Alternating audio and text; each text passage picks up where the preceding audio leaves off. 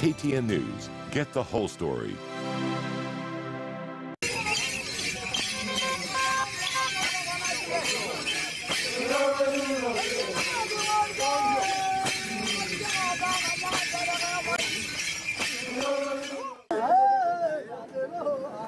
The expansive savanna woodland on the floor of the Great Rift Valley offers habitation for the indigenous beekeepers tribe, the Endorois people.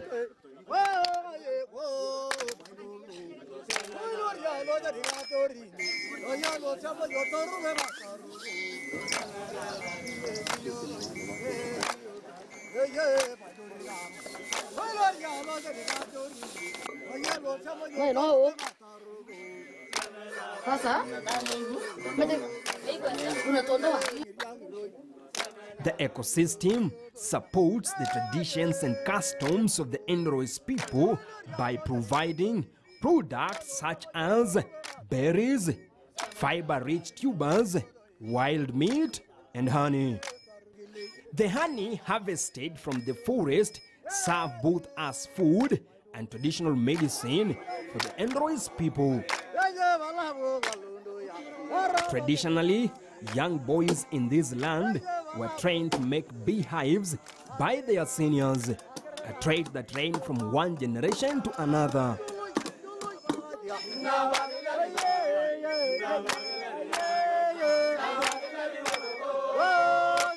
Mzee Samati raises fears of the survival of this skill for the future generation.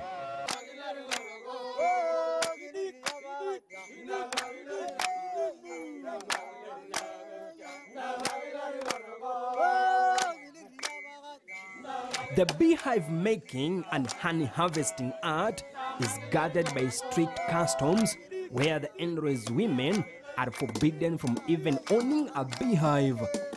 Kulingana na Endorois, hakuna mwanamke anafaa ama anaruhusiwa kutengeneza mzinga.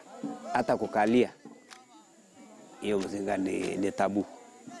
Sasa ile wakati ya kuharvest asali haturuhusiwi kuenda kuharvest. Hapo awali kitambo sisi wamama tu kwa na mamzinga. Ilifika sasa unajua the way generation inakam, mwaka sinaenda nini, kila kitu inabadilika. So sisi wamama tumeruhusiwa, mimi naweza nunua yangu na mzee wangu anaenda kuniwekea. Tunaambiwa ya kwamba ati akitengeneza ama hata akalie hiyo mzinga nyuki hataingia. Apart from mama huwa haruhusiwi kupanda kuharvest asali, haruhusiwi kukalia juu ya mzinga ama nini, beta ako part of this process ya kuibeba, alafu sasa wakati ya kuharvest analetewa asali kwa pia alipeleka, sasa asali inakuja nyumbani.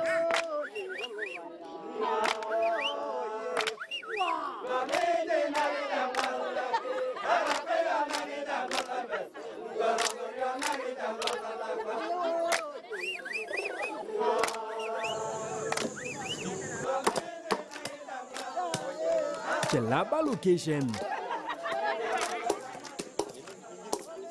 The tiny village of Kamuingon hosts a clan renowned for beehive making skills, an art believed to have been enshrined in few clans of the Endorois people.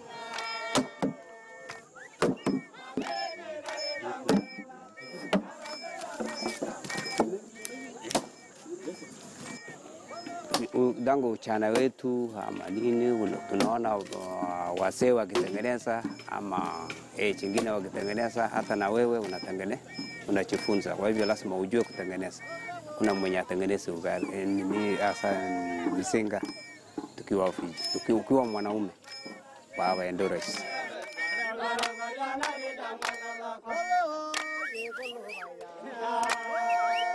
We meet young men busy carving logs into beehives. Process ya kutengeneza mzinga, kwanza unakata mti, una roll hiyo logs, unapasua. Hapa Endorois tulikuwa tunapasua, tunatumia miti. Hapo mwanzoni tunatumia miti, tunachonga miti ile hard. Tunachonga tunaweka moto, tunaingisha hapa katikati ni wapi, hapa ili tufunge naye nini singenge, ili intruders wasiingilie, wasibomoe. Kuna hapo tuko na wenye wanatoa asali, hii kama nyani.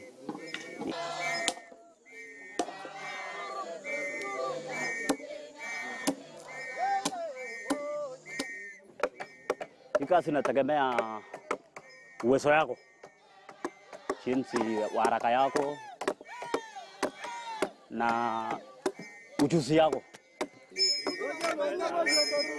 Historically, the Endorois people used to harvest honey from the wild African forests, a skill that has survived for several generations.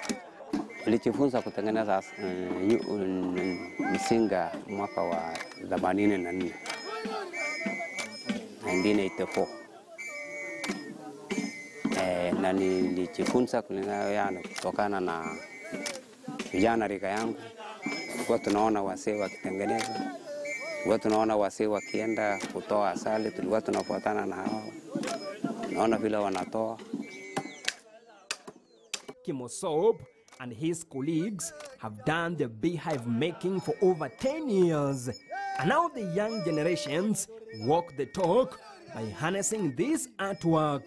Hii kwa lugha yetu tunaweza sema inaitwa kongoito. Kongoito ni ile ya kutolea hii chafu yenye kwa ndani. Ya kufanya ikuwe smooth. Kama hii mzinga moja inachukua karibu siku mzima. Kwa sababu inategemea na miti yenyewe. Kuna ile miti ngumu na kuna ile rahisi. Ile ngumu inaweza chukua karibu siku mzima.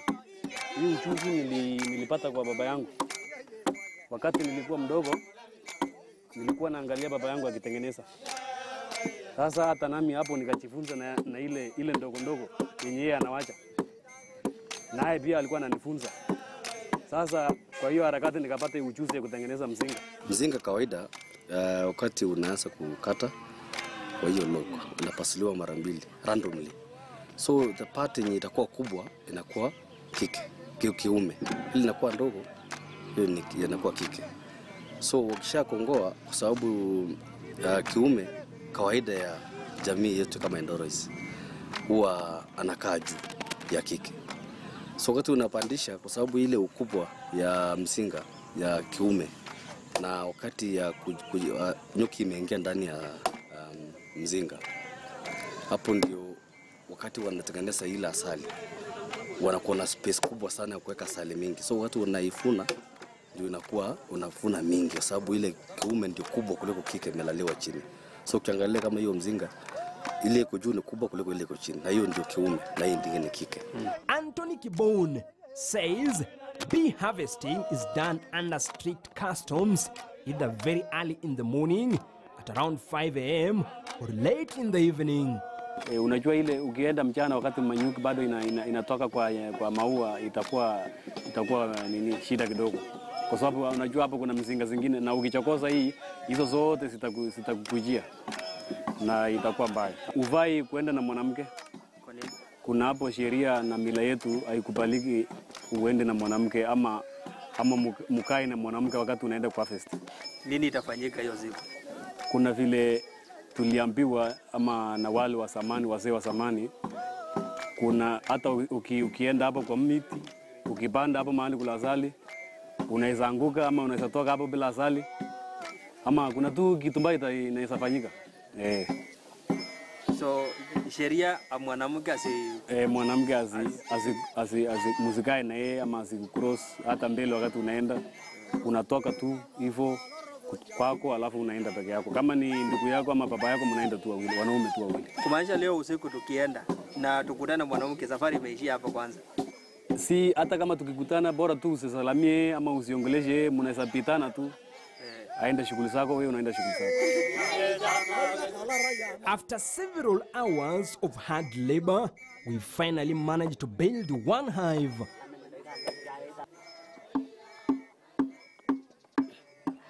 Sasa hii kazi inahitaji ujuzi, sio lazima ulazimisha na nguvu. Chuma inaweza vunjika ama unaweza umia mwenyewe. Si mko sawa.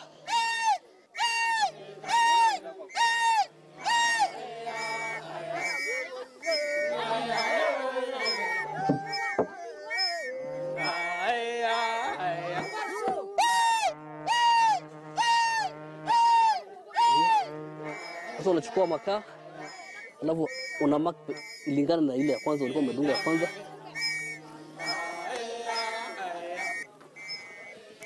Sasa ilingane hivi. So lazima ilingana mzuri ndio mzinga ikuwe strong. Unajua sasa isipokaa mzuri kuna zile honey badger. Inakuja inabomoa inakula asali. The experts are now sent into the forest to scout the viable tree where the hive will be hosted. The masculine Endorois men load the hives on their shoulders and walk into the wilderness.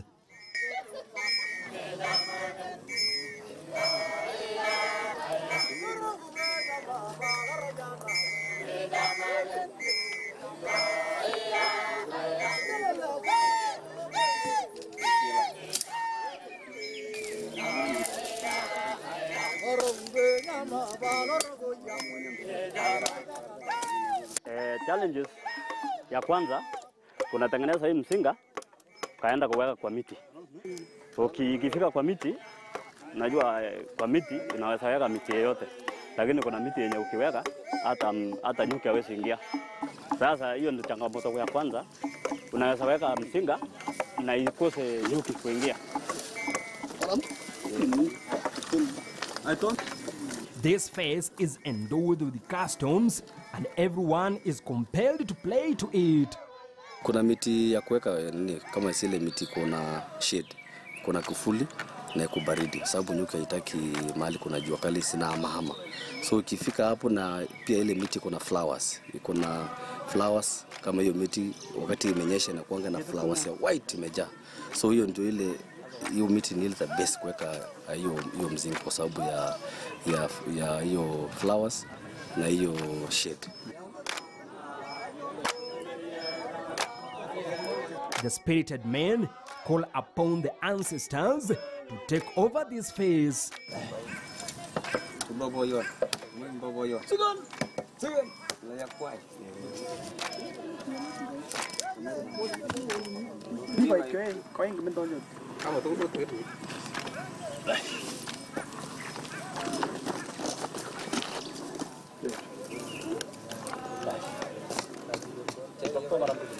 Hawa wazee walikuwa wanafanya kama kuibariki ile mzinga kwamba iweze kuingia nyuki haraka, alafu ikuwe na asali kwa haraka, alafu hiyo mchanga imerushwa upande hii na pande hii.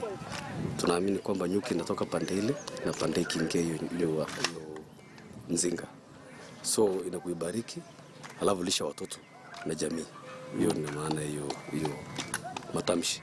Hiyo mawe yuko juu pale ni mawe ni kama kuangalia hiyo mzinga na ni kama watchman kwa hiyo mzinga kwamba hakuna mtu taiba, hakuna kitu tafanyika. Pia kuna wanyama hapa wao wanaingia ile wanyama wanakulanga asali wanapomoa hiyo ni so ni kama ile Mungu amewekwa hapo kuangalia mzinga isiko sawa. One of the elders alleges the Endorois have skills to trace the path followed by bees in the forest by keenly following the buzzing of the bees, which will form where to place the beehive. The experienced elders are able to follow the sound of the queen bee, but this needs one to have a good hearing sense. Huko mlimani ndio terrain, hiyo ndio swarming area, hiyo ni swarming routes. Wakati nyuki wanahama when they are swarming away, kuna njia fulani wanapita. So sisi kama jamii ya Endorois tumetambua ni njia gani ambayo nyuki inapita, tunaweka pande hiyo msinga. Sehemu ambayo nyuki wapite hawatuweki msinga. Another way to trace the location of the bee in the forest is by tracing the traces of the dead bees, the head and the wings. This affirms bee nests within the canopies. Hii ni miti moja ya masiwa, na hii miti ya masiwa inatoa asali ile ukikula unasikia ni pita for medicine. Ni desturi ya kimila yetu, huwezi panda mzinga na nguo. Lazima ukifika hapo unaitoa nguo alafu unaipanda juu.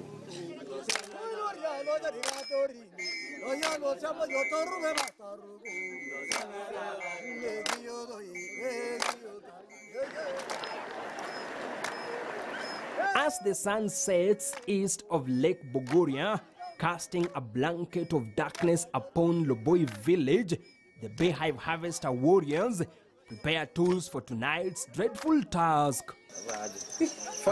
Hiyo ndio nguo ya kufaa alafu ufune Asali. So unaingiza nguo yako ya kwanza pande. Fear grips my cameraman as he's worried of the bee stings that will turn him numb. He requests to be provided with the protective gear. You put on this t-shirt when you want to inspect an hive, an occupied hive. Ushaumwa na nyuki? Kidogo kwa shingo hapa. Mimi ndani, nyuki nje. Mimi ndani, nyuki nje. Yes. Iko kama natoka kwa mwezi. Yes, You are now ready. ready? True to tradition, they will have to go out in the darkness of the night wearing absolutely nothing.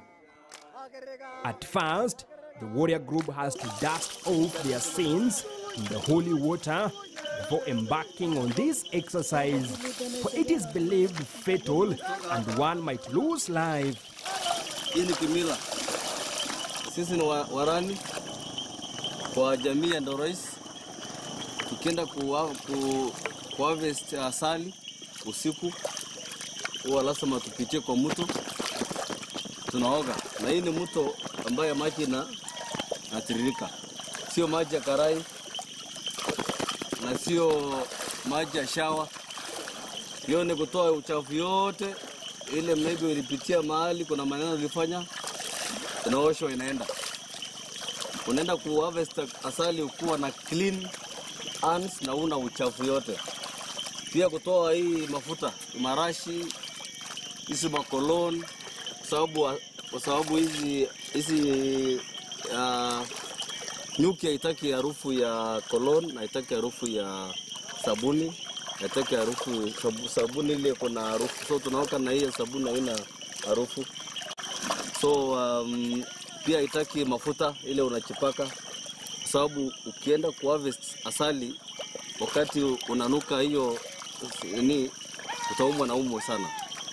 So tunapitia hapa na wanaume, kutoka hapa tunaenda sasa kwa mzinga harvest ani.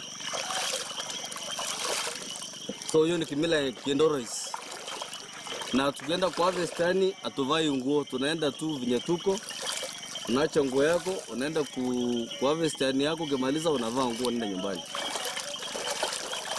The procession wade through the thick canopies of acacia trees. Dense air makes everyone shiver, and spiky thorny shrubs could not deter this army of warriors from the coals. For the first timers, it was pain in the flesh.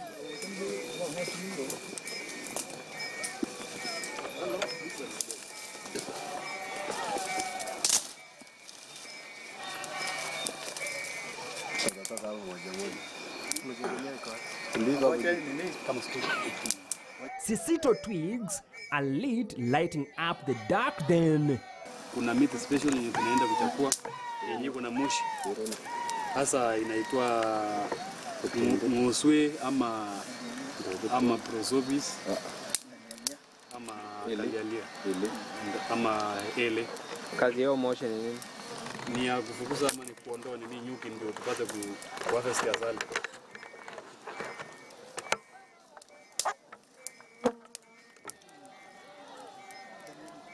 Ndio ikue kila miti na mzinga yake. Kuna ndogo na kuna kubwa. Hii sasa ni ile Uweka, ukishafungua tunailock na hii ndio isi tupate space ya kutoa asali. Hii sasa una test kama imeshika moto. Ukiona bado haijatoa moshi kubwa ujue bado haijashika. Hii ni kama tia sasa. Hii nyuki ikipatana na nyuki inakuachia asali.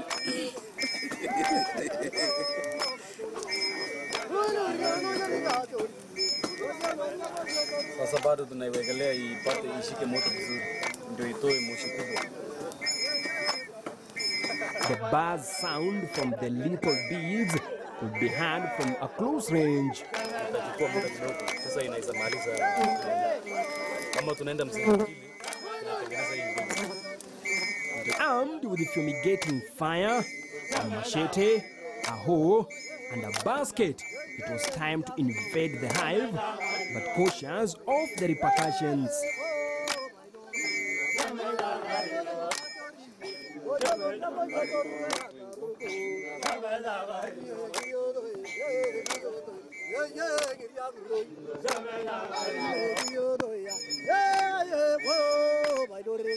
Two bold Morans, specialists in this exercise, take the devil's move, climbing up the tree.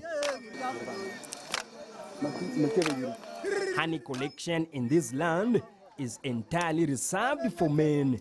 Women are forbidden from partaking in this exercise or even nearing the site.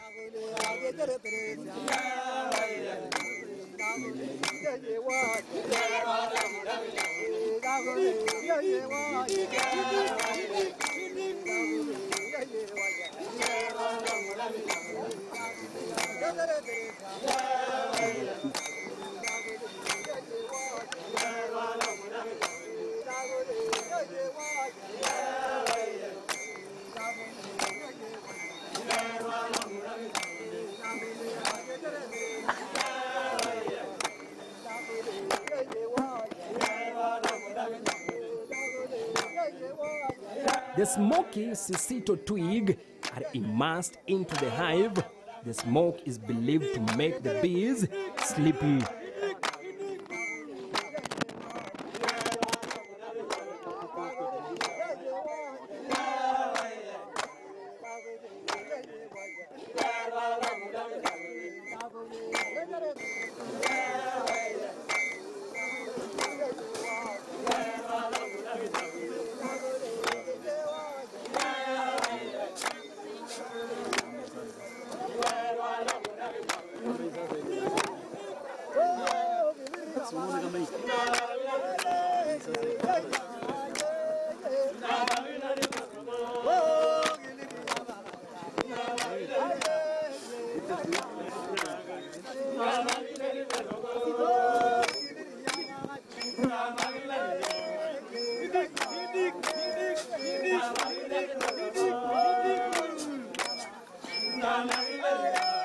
This process is dreadful, as one has to sustain 1,000 bee stings.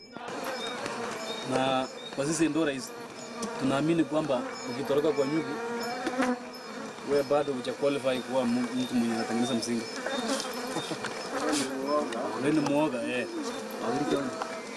And once one passed through this test, qualifies to be a warrior.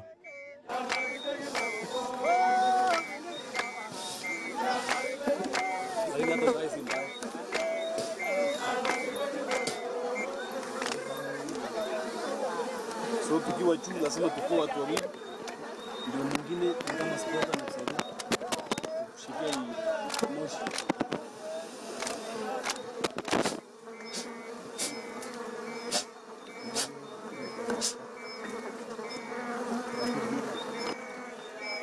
With my biological glasses on, it was not difficult to see the consequences of the Endorois people brutal honey harvesting.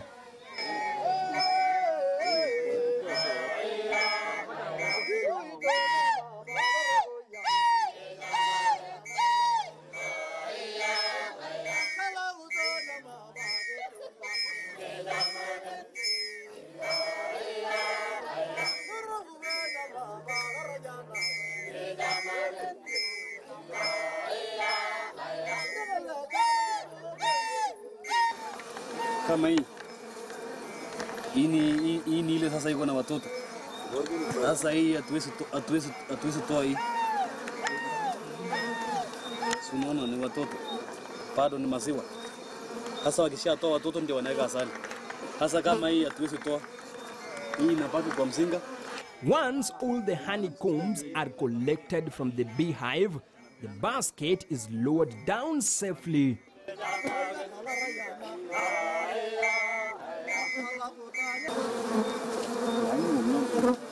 Sasa na lazima wakati unakula unaketi chini. At one point, my colleague became a victim of the brutal bee sting.